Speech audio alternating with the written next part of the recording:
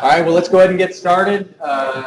Just as a reminder, of course, these lectures are getting recorded and posted on YouTube, so just, feel free and watch those over and over. Ask a question real loud. It's like any YouTube for me. Was that just like watching? Yeah. Homework 2 is due on Friday. I've got a couple of good questions about that one. The next assignment, homework 3, I put on there just to make you aware of what's coming up. It isn't really anything that you can start on as of yet, but we'll talk about some things on Friday that will really get you in a good position to start on those problems. Today we're going to be talking about non-circular conduits, that is, pipes that are flowing full that aren't circular and how we handle the geometry of that. And then we're going to take another look at local losses, which is a topic that we addressed first in fluid mechanics. So before we get into that, any questions related to the schedule or announcements? All right.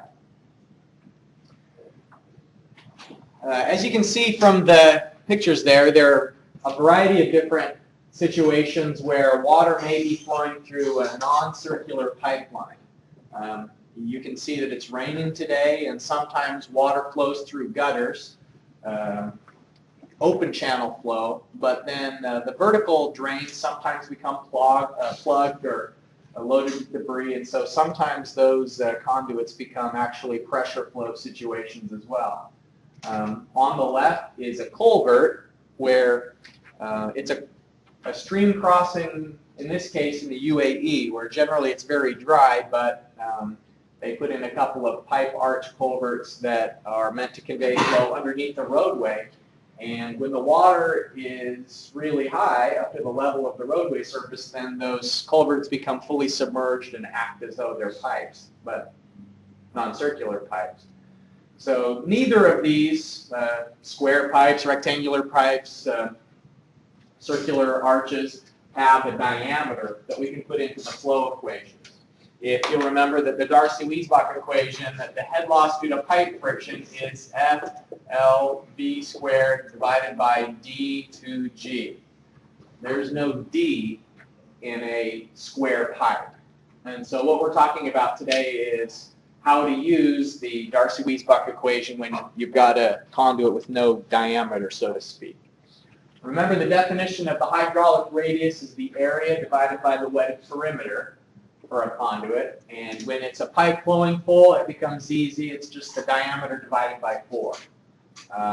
If we substitute the definition of the hydraulic radius into the Darcy-Weisbach equation instead of the diameter, then it becomes, as shown here, the head loss due to pipe friction, FLV squared divided by 4R2G.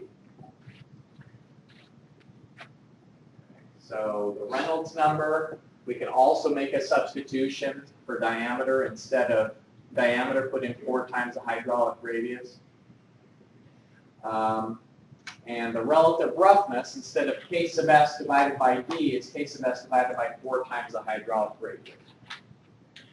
Just now, while I'm thinking of it, I wanted to show you one other little trick that we sometimes use with the Darcy-Weisbach equation. FLV squared divided by D2G. Sometimes when we know the flow rate, but we don't know the velocity, we'll write the Darcy-Weisbach equation like this. And this is something you should write off into the margins just to start steaming in your brain. FLQ squared divided by D2G A squared.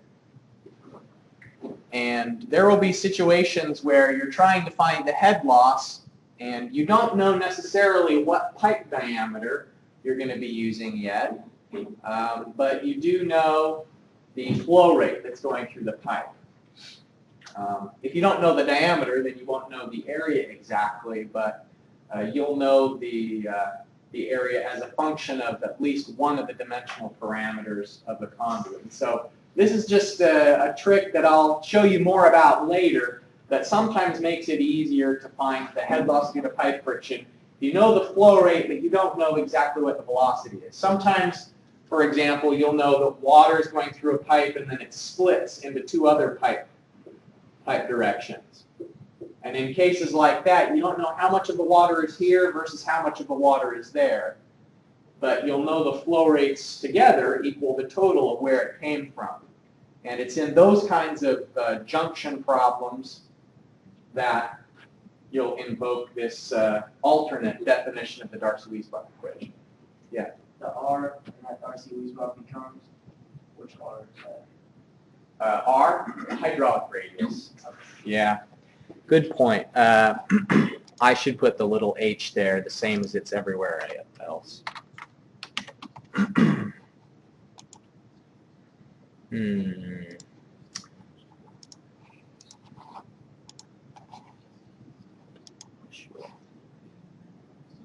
All right.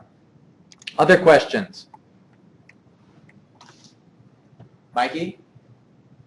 Yes. I'm sure someone else is wondering. Okay. Well, in the second equation, if you know the flow rate in the area, then you would know the velocity. No, you don't always know the area. Okay. Yeah, what you'll know sometimes is you'll express the Q, maybe if this is Q1, I don't want to go into it too deep because I'll be robbing another lecture, but you don't actually, because this is Q1, this is Q2, and this is Q3. And so sometimes what we'll do is we'll say Q2 is Q1 divided by minus Q3. And so you'll be making substitutions like that into here. So it's not quite as simple as that you do know Q and you do know A. It's actually going to be that you'll find the head loss as a function of some other unknown. But it's more convenient to express it because the real unknown will be the flow rate through one of the particular pipes rather than the velocities. Just as we were on the subject of different ways to write the Darcy-Weisbach equation, I thought that I'd give you a sneak peek at that. So let's try out the alternate definition of instead of diameter, what we're supposed to do. We're supposed to make a substitution of 4 times the hydraulic radius. I'd like you to consider this case where there's water flowing through a 12-meter long concrete box culvert. The flow rate is given there. So what will be the head loss? You can see that on screen, I've given you the formula for the hydraulic radius. Once you find the Reynolds number, then you can put it into the Jane equation. And then once you put it into the Jane equation, into the Darcy-Weisbach equation. So in each of these cases, we've made that substitution of 4 times the hydraulic radius in place of what normally would be the diameter.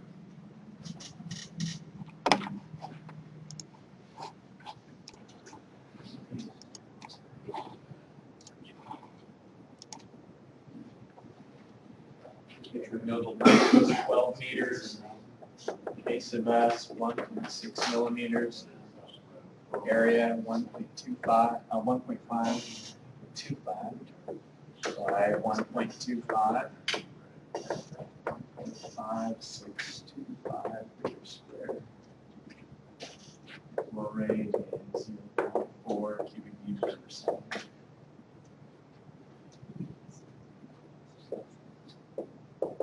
Sometimes they'll put R sub H, sometimes they'll just put R, sometimes they'll put P, sometimes they'll put P sub W, where the W means wetted.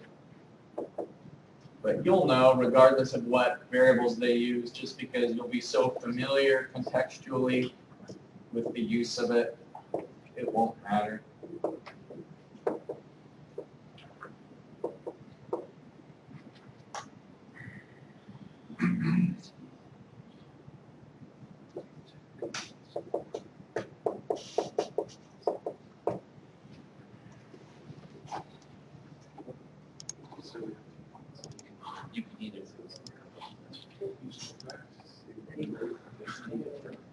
So we find the Reynolds number is 320,000.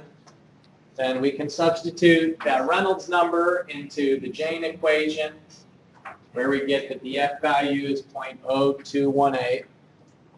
And then we put that into the Darcy-Weisbach equation, and ultimately the head loss, 0.0007 meters of head loss. So, any hang-ups on this one? Any questions? It's a pretty straightforward substitution of 4 times hydraulic radius in place of the diameter. This one has that same messed up equation where it doesn't say Mars stage. Oh, thank you. I fixed it on the other page, but not here. Let's see. Yeah, I just looked at it like, wait a second, what's this? Oh, this is Yeah. Mars stage. Let me change that right now. Good catch. Every semester, my notes get a little bit better due to viewers like you. All right. So minor losses. Remember that energy loss is due to two components. The head loss due to pipe friction, which is H sub F, and then also the minor or local losses, which are a result of location-specific introductions of turbulence to the flow field, where some sort of a fitting, whether it's a valve or a gate, it can be a pipe bend. All of the fittings that we looked at in the lab last semester introduces some sort of a pressure drop over the fitting that is a resulting energy loss. And because of the typical scale of these losses compared to friction losses, because they're usually pretty small compared to the friction losses, that's why they are sometimes called minor losses, and that's why sometimes they're neglected entirely. It's because, you know, over a pipe length of any real meaningful distance, the head losses due to pipe friction will outweigh the minor losses. So we got to experiment with a variety of these different features last semester and figure out how to do calculations with them. This comes from your text, and it's showing the different K values that can exist depending on the difference in the diameters and also the angle that connects the two different sizes. And if the transition is made relatively smoothly between a large pipe and a small pipe, then that reduces the turbulence and will therefore lead to a smaller K value. So you notice that for the 60-degree angle, that's going to be a more gradual transition than a 180-degree angle. Just means that the big pipe and the small pipe are connected with a square edge between them. And the same thing is true whether it's an expansion or a contraction, that the K values we see for expansions are smaller when there's a gradual transition compared to when there's an abrupt transition. And this R to D table at the bottom is talking about for a pipe curve where the radius of the curve is some fraction of the diameter of the pipe. Let's see, in that case, yeah, if you have the radius being 10 times the diameter of the pipe, then you can look up the K value due to the bend.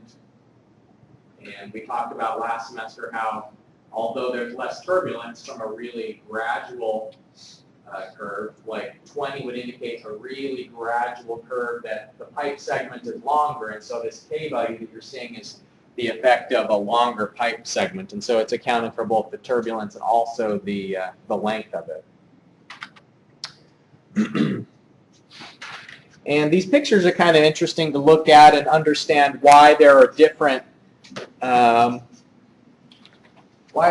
K values for different types of valves. You just think about what's happening to the water, what it is encountering as it flows through a gate valve that's open. There's really a pretty straight shot from the entrance of a gate valve to the exit of a gate valve if the gate is open. And so when it's fully open, the K value 0.15 indicates that it's not losing very much energy. It flows through.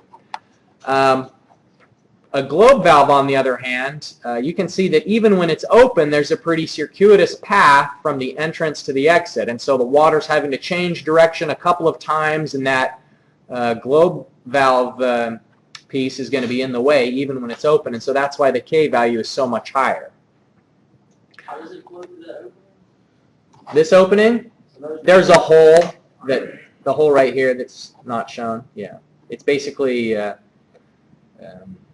it's showing a hole. That's not really maybe the best depiction of it. Sometimes a globe valve, it's essentially like a sphere inside of the inside of the pipe, and it has a hole drilled through it. And when you twist the hole into the direction of flow, then the water can make its way through the channel. How come they haven't given K values when the gate is closed? There's no flow. Yeah. Is a globe valve similar to a ball valve? Actually, I think what I might have been thinking about was a ball valve. No, I think that the two are distinct from each other. So the ball valve is the one that I think has the hole going through it, whereas the globe valve is something different. There's a test kit that has all these different fittings cut in half, and I'd really like to order that so that when we do the experiments, we can get a better feel for what the different valves look like. And I'll have to see if we have the budget for that. The state's going to, we think, announce a 7.5% budget cut midway through the year. So things are sort of a little bit up in the air in terms of how much money we're going to have for lab equipment. What's that? Order now. Yeah, order now. A check valve is meant to just allow flow to go one direction, and check valves are used in wastewater connections sometimes because think about the lateral that goes from your house to the street. When the combined sewer pipes here in Huntington get full on a rainy day like this, both wastewater and stormwater goes to some of the sewer lines. And not all of them. Some of the lines in town only have sewage, but some of them have runoff from the street. And so on a rainy day, usually there's a lot more water in the sewer. And so in some cases, the water can back up in the drainage pipe, and it would make its way into people's basements unless they have a check valve there. And what the check valve allows is only one directional flow. It would have some sort of a spring on it that would ordinarily keep the valve closed, and so that if water tried to go the other direction, there'd be a seal there, but then the spring allows the flow to go the intended direction through the valve. And so you can see some K values for different types of check valves. And here are some K values associated with entrance and exit losses, depending on if the pipe protrudes into the water. That's what this is demonstrating, is that the pipe goes actually into the reservoir so that there's more energy required to get the water into the pipe than if it had been just a square transition. So we're going to apply some of these principles and also the Hazen-Williams equation into estimating the pressure at location B, where we know the pressure here at A is 650 kPa, and so its relative elevation compared to the other location is going to, yes, all right. So we'll assume that location A has a datum of 0 elevation-wise. Location B is 12.5 meters above that. And so water is flowing through a pipe bend, a globe valve, another bend, and then ultimately we want to find the pressure at B. And we're also going to account for the head loss due to pipe friction using the version of the Hazen-Williams equation that's shown.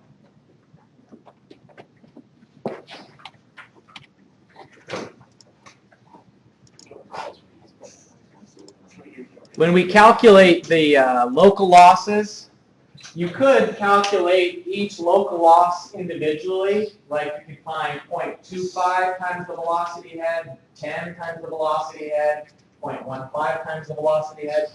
But since the water is going at the same speed at all of those 3 locations, it's just as easy to simply add up all of the K values together, sum the K values, and then multiply that by the velocity head. So you need to be aware of if the velocity is different at the locations where you're finding the local loss.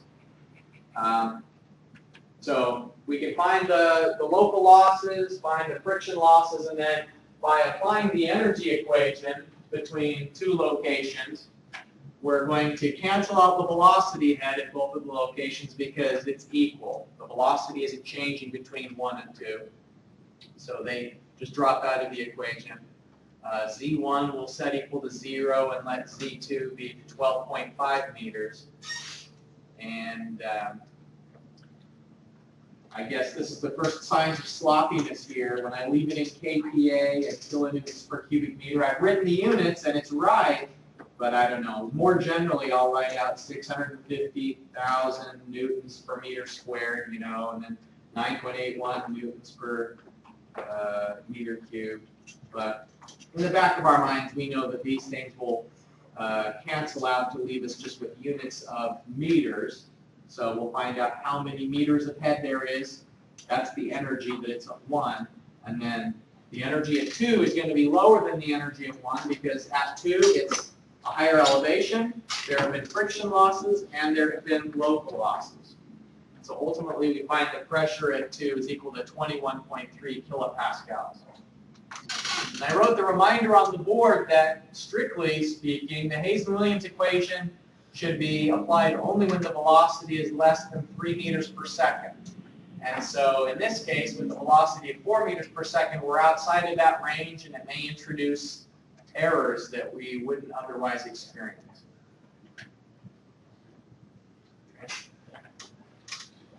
We are within the diameter range. If you'll remember that the diameter range for Hazen-Williams is between 50 millimeters and I think it was 1650 millimeters. Okay, so back to the question of the difference between a globe valve and a ball valve. I found a couple of diagrams online that do a pretty good job of showing their cross-section. The globe valve has a much higher K value than the ball valve. In just a moment, I'll pull up a manufacturer table of different K values for different diameters, but you can see why that would be, that in the ball valve, the water has a very direct path from entrance to exit, and that's not the case in the globe valve. So why would they ever use a globe valve? Why not just always use a ball valve? What do you think? Yeah. It seems like the globe valve is probably a pretty rugged thing, that it's, you know, that assembly on top of the valve is going to be able to press this plug down, the valve plug, with the, you know, pretty good force into the valve seat and ensure that the water doesn't leak through. Whereas the ball valve, water could leak around the edge of the ball if the pressures are high enough. So let's take a look at those tables.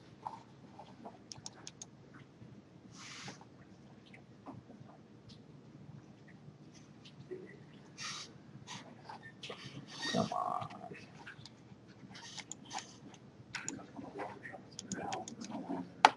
No, there's my problem right there. All right.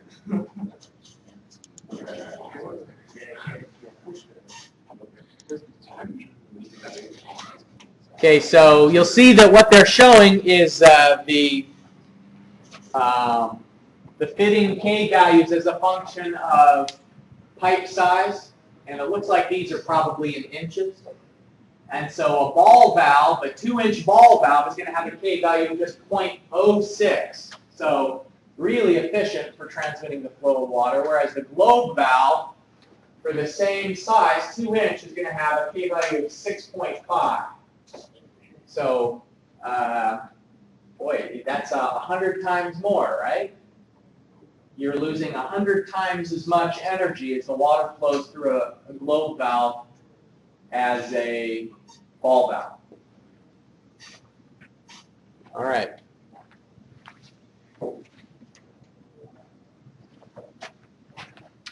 Well, we have a couple of minutes, and so I wanted to show you something that I've been working on. It'll take me just a second to pull it up.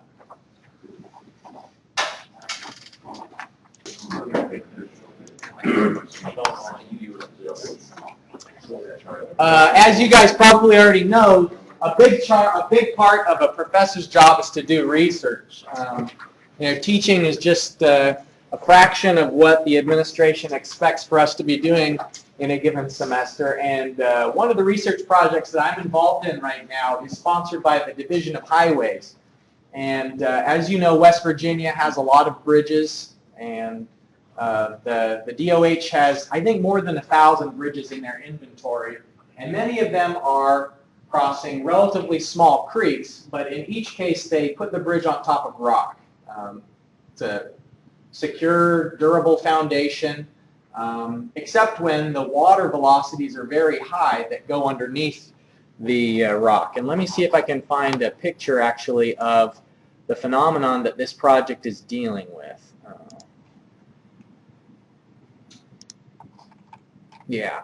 Okay, this is a bridge foundation that has been eroded by hydraulic scour. And this is an abutment, so it's the side of the bridge that it goes straight up to the side. Let me draw a diagram on the board here.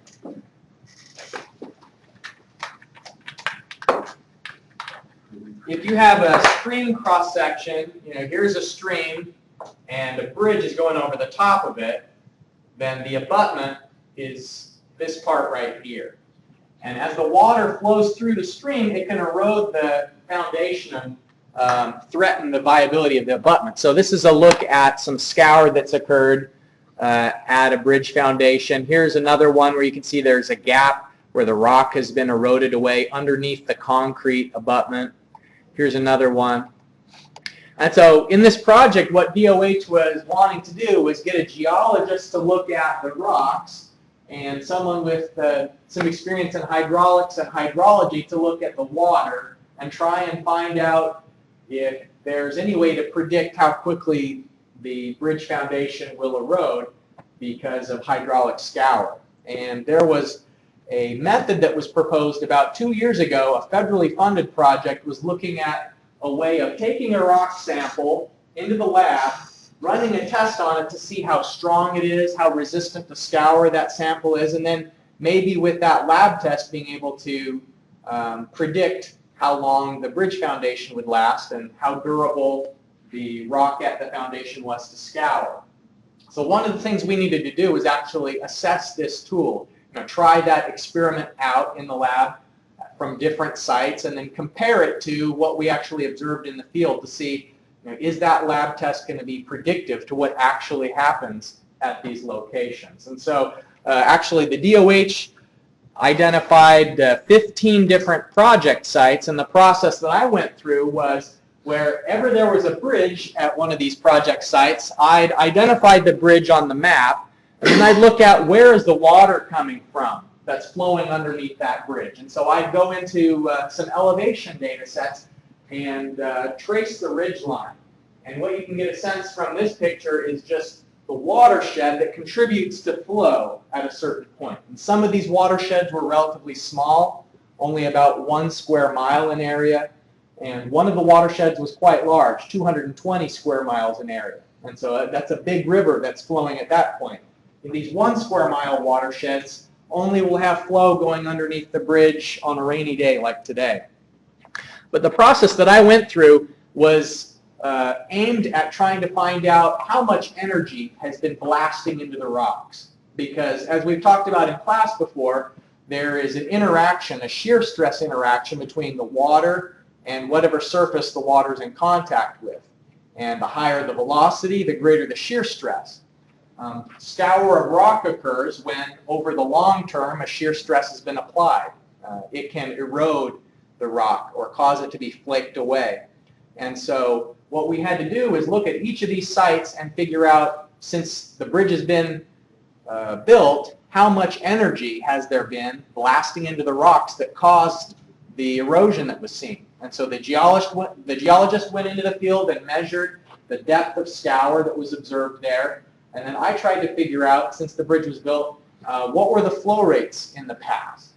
And it's easy to do that when you have stream gauges at a site that tells you on January 24th, 1963, the flow rate was 500 cubic feet per second. And there are some locations in the state where they have these stream gauges that says what the flow rate is constantly. Unfortunately, at 12 of the 15 sites that we studied in this project, there wasn't any kind of a gauge of what the flow was. And so I couldn't say what the flow rate was, and therefore I couldn't calculate the velocity or the depth of water directly. And so what I did was went through a process of, once the watershed had been identified like this, finding other data sets that say what kind of soil there is, what kind of plants there are in the area, and then there are computer models that will predict, based on the elevation, you know, how sloped it is, the shape of the watershed, the type of land and soil that's in there. These models allow you to predict what the flow rate would be in response to a certain size storm. And so I said, well, I know that every 100 years there's going to be a storm that comes along that'll drop 6 inches of rain in a day. And so into the computer that would go. I'd tell the computer, find out what happens if there's going to be 6 inches of rain in a 24-hour period. And there are a lot of different constraints, like the 6 inches of rain don't fall evenly. There's sort of a non-uniform distribution of it's raining really hard during part of the day, and it's just sort of sprinkling during another part of the day. You have to define characteristics like how long does it take for the water to travel over the surface. In this case, since the watershed is really long and skinny, it maybe would take longer for the water to flow from one end of the watershed towards the outlet in comparison to watershed that's maybe a little bit more circular, like this one. Little Sandy was a little bit more circular. This watershed happens to be up by Dr. McCormick's farm in Jackson County. So it was a really interesting project, and what we ultimately were calculating was an actual value to compare against these lab results. And it looks like in West Virginia we have sort of a unique situation that may make this lab test not very effective for predicting future scour. As you saw from some of these earlier images, the rocks are broken up in a lot of cases, and so that the where was it? Here they are. Even before the water comes along to erode the rock is fractured, and so it doesn't take as much power to dislodge a broken piece of rock as a solid one that doesn't have any fractures in it. And so, you know, this lab test was only going to be able to predict if it was solid rock that wasn't fractured. And it turns out that at 14 of the 15 sites we looked at, the rock was fractured. So, anyways, it's kind of interesting application of hydraulics and hydrology into a practical problem that we face here in West Virginia. And really, it's the sort of thing that affects how much people pay in taxes, because if we don't understand conditions at a bridge site, then we have to be really careful and make just a huge, thick rock foundation that ultimately may be bigger than is needed and therefore have more costly construction costs. So maybe someday in the future, some of you will go to graduate school and have the opportunity to conduct research of your own and come back to this class and give a presentation about it.